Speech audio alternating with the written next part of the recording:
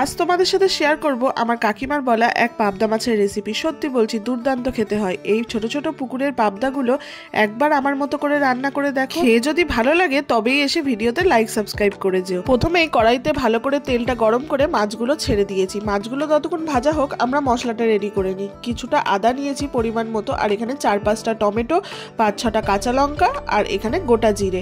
এর একটা মিহি পেস্ট খুব সুন্দর করে তৈরি করে রাখবো। তাহলে চলো দেখি মাছটা কতদূর ভাজা হলো। মাছ কিন্তু বেশি ভাজলে চলবে না, 2 পিঠ হালকা বাদামি করে ভেজে নেবো, মানে বেশি যাতে কড়া ভাজা না হয়, তাহলে কিন্তু ঝোলটা ঢুকবে না মাছের ভেতরে, আর খেতেও সেরকম স্বাদ লাগবে না। তো ফাইনালি আমার মাছগুলো ভাজা হয়ে গেছে। এই গরম তেলের মধ্যে কিছুটা কালো জিরে ফোড়ন দেবো, আর আমার আগে থেকে কুচিয়ে রাখা কিছুটা পেঁয়াজ কুচি, মানে মিনিমাম 2 থেকে 3টে পেঁয়াজ কুচি এখানে খুব ব্রাউন ব্রাউন করে ভেজে নেবো। যেই একটু সোনালি বর্ণের হয়ে আসবে পেঁয়াজগুলো, আমাদের আগে থেকে তৈরি করে রাখা মশলাটা এর মধ্যে ঢেলে দেবো।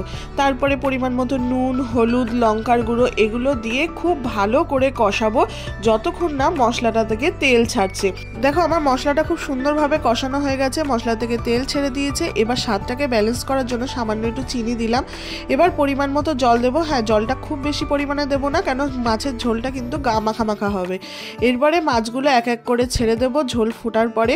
তারপরে যখন ঝোল ফুটে আসবে, গা মাখা মাখা হবে, তারপরে ধনেপাতা ছিটিয়ে কিন্তু নামিয়ে দেবো। হ্যাঁ, মাছের ঝোলটা বেশি নাড়াচাড়া করবো না, কেন পাবদা মাছ একটু নরম মাছ, ভেঙে যাওয়ার চান্স থাকে। দেখো আমাদের পাবদা মাছটা কিন্তু পরিবেশনের জন্য একদম রেডি। দেখতে যতটা সুন্দর লাগছে, খেতে কিন্তু ততটাই দুর্দান্ত। একবার বাড়িতে ট্রাই করে অবশ্যই কিন্তু জানিও।